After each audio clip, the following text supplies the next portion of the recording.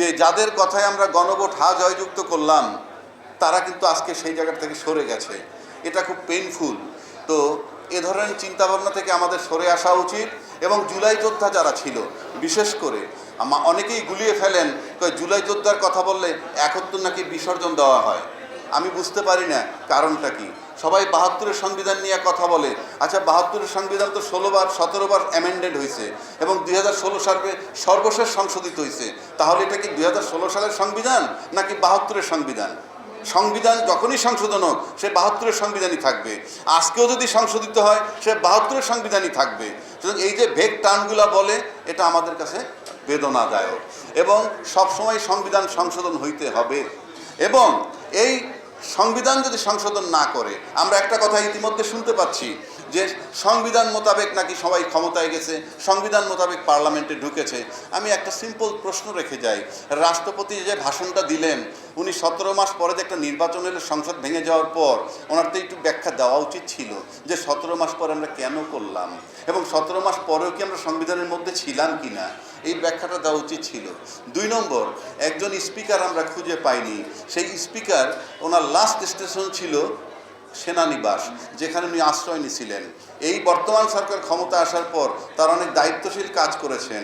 বাংলাদেশ ব্যাংকের governor সরিয়েছেন, আইসিটির chief প্রসিকিউটরকে সরিয়েছেন, এরকম দায়িত্বশীল অনেক কাজ করেছেন। তাদেরও তো নৈতিক দায়িত্ব ছিল। স্পিকার কোথায়? আমরা স্পিকারবিহীন যখন সংসদ শুরু করলাম, তার মানে আমরা সংবিধানের মধ্যে নাই। এবং সংবিধানের মধ্যে নাই অথচ বারবার বলি আমরা সংবিধানের ভিতরে আছি। এই প্রশ্নগুলোর সমাধান আমাদের দরকার।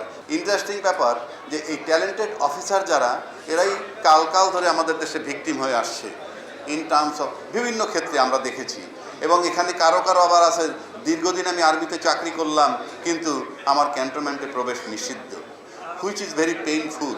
তো আমরা এই একটা স্বাধীন দেশে একজন আর্মিতে চাকরি করে দীর্ঘদিন চাকরি করার পর ক্যান্টনমেন্টে ঢুকতে পারবে না, এর মতো বেদনাদায়ক কোনো ঘটনা আমার কাছে মনে পড়ে না। সুতরাং আমি মনে করি আমাদের যে গণতন্ত্রের কথা বলি, গণতন্ত্রের যে দাবি করি, তার ভিতরে এগুলো সব কিছুই সম্পৃক্ত। সুতরাং আমি মনে করি যে এই ধরনের চিন্তাভাবনা থেকেও রাষ্ট্রকে সরে যেতে হবে। এবং আজকে যিনি নতুন প্রধানমন্ত্রী হয়েছেন, তাকেও এই সব বিষয়গুলো মাথায় রাখতে হবে যে এত দীর্ঘদিন চাকরি করার পর একজন লোক সেনানিবাসে প্রবেশ নিষিদ্ধ হয় কিভাবে। এটা আমার কাছে একটা বিরাট প্রশ্ন। দ্বিতীয় প্রশ্ন করি আমি আরেকটা, যে আজকে এখানে যারা আছেন, আমি এই ধরনের যদি প্রোগ্রাম টাইম টু টাইম হয় বাংলাদেশে, আমার কাছে মনে হয় এটা হওয়ার প্রয়োজন আছে এবং ইন্টারাকশন বাড়ানোর দরকার আছে। কারণ আমরা আমাদের দেশে বরাবরই দ্বিদলীয় শাসন দেখে আসছি এবং আজকেও আমরা সেই দ্বিদলীয় আরেকটা দলের শাসনের ভিতরে পড়েছি।